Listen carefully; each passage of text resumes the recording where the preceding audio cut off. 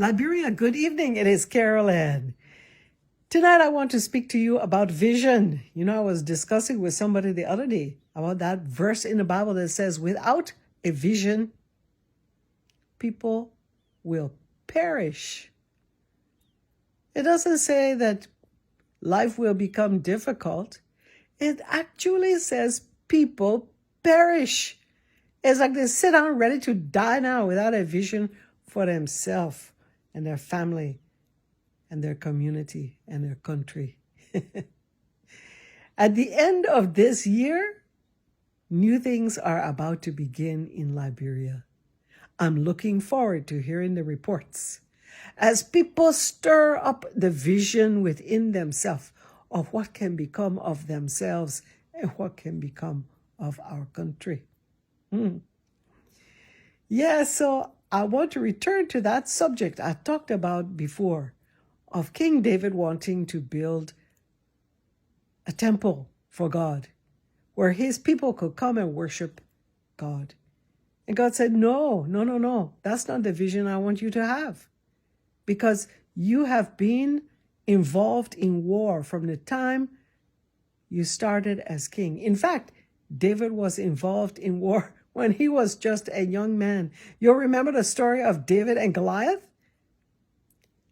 Israel was at war. They were at war. And King Saul was afraid. That man had no strength. He was so afraid because the opposition, the Philistines, they brought out their mighty warrior, Goliath. Goliath was very tall, very big. Even so, they called him a giant. He was a giant. And King Saul ran in his tent. He was just hiding. And all his soldiers. And every day, Goliath will come out there and give the challenge to them now. Come on, who's going to fight me?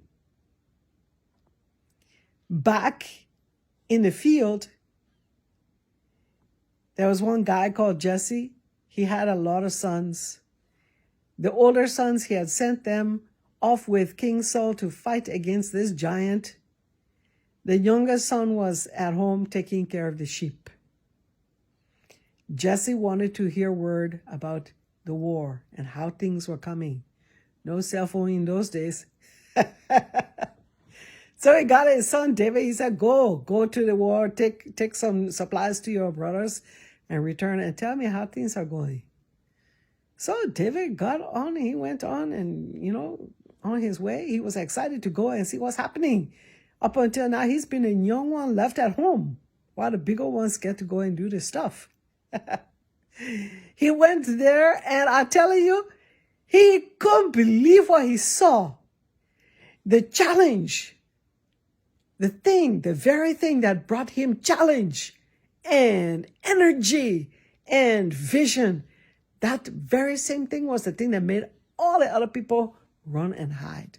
Even his own brothers self, they were just trembling and run away. When Goliath came out to give the challenge, yelling out across the valley, come on now, who's going to come over here and fight me? If I beat you, if I win, then you guys will be our servants. If your soldier wins, then all of us will be your slaves. King David, they were not, he was not king at that time. Little boy David, he looked and he heard this. He saw all the soldiers running away. The king even himself was not in sight. He said, what is this? That guy out there is defying the living God. He is mocking the living God. Come on now, let's get up. Choose a man and go, and you will see God will fight for you. God will give him into your hand because he is just a mocking man. Somehow, when the others heard him talking, they could see his vision, and it surprised them, but it also picked up their own spirit a little bit. So much so that they went to the king. They said to King Saul, there's one small boy out there. And he's talking as if we can kill that giant. And in the meantime, while they were talking to Saul, David's own brothers outside will say, what are you here for? You're going to come and stir up trouble. You're coming to spy on us. You're going to go back and tell our father how we are doing a war here. What's with you? But you see, David, by now, he had caught the vision. Without a vision, those people were going to perish. They were going to die. But David caught the vision because he saw that there was an opportunity to lift up the name of the God of Israel. Yo! So they took him in to see the king. The king said, oh, show me this young man. The young man went in there. And the king listened to him, and the king said, okay, somehow the king also could feel his vision. You ever been around a person where you can feel their vision? You can feel it, and it encourages you. It empowers you.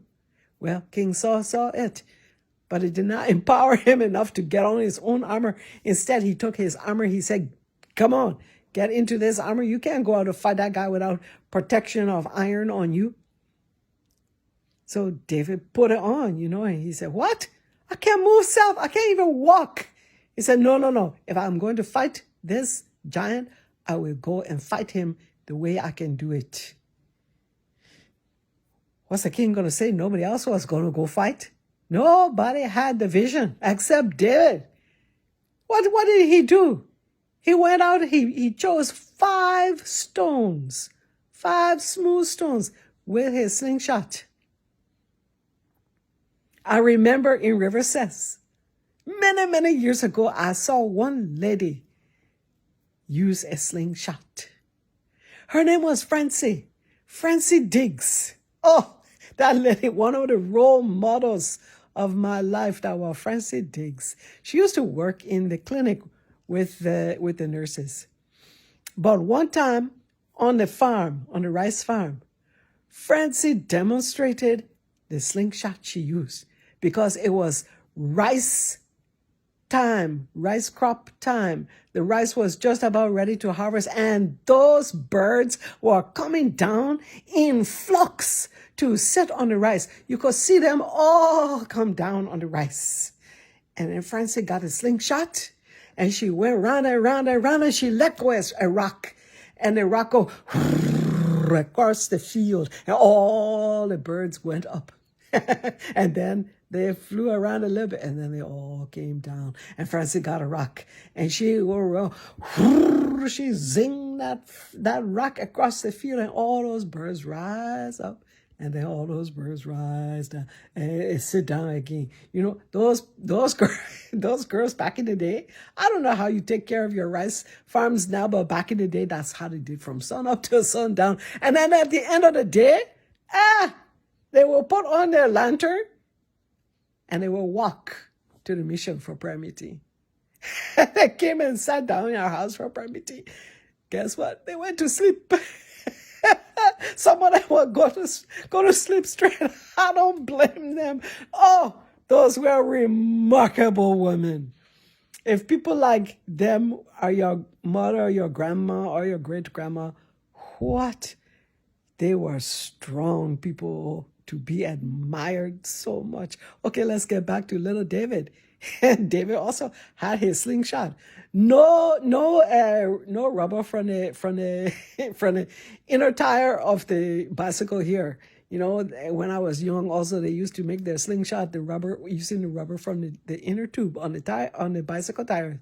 It wasn't that kind of thing. No rubber there. That was a kind of thing that you go round and round, like Francie Diggs used to use, and put the rock out. And David ran out onto the field. And that Goliath, that giant, was coming towards him. He said, what is this? What kind of thing is this?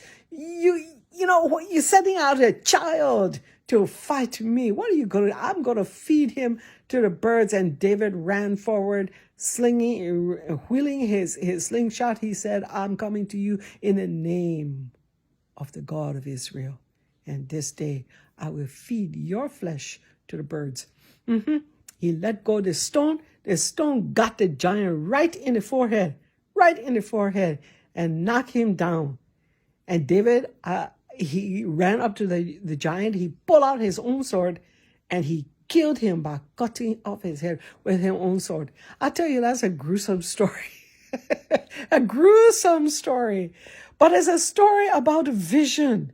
You see, David was a man of vision, and it wasn't just vision for vision's sake.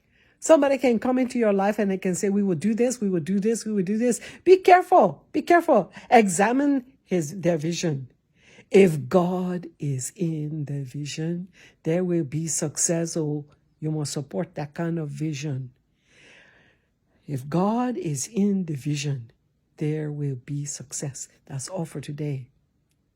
I'm hoping to carry on with this a little bit on daily broadcasts until I finish this. Otherwise, it's going to hang on too long. So, y'all may like the page or subscribe to the page so you don't miss the next episode tomorrow. Good night.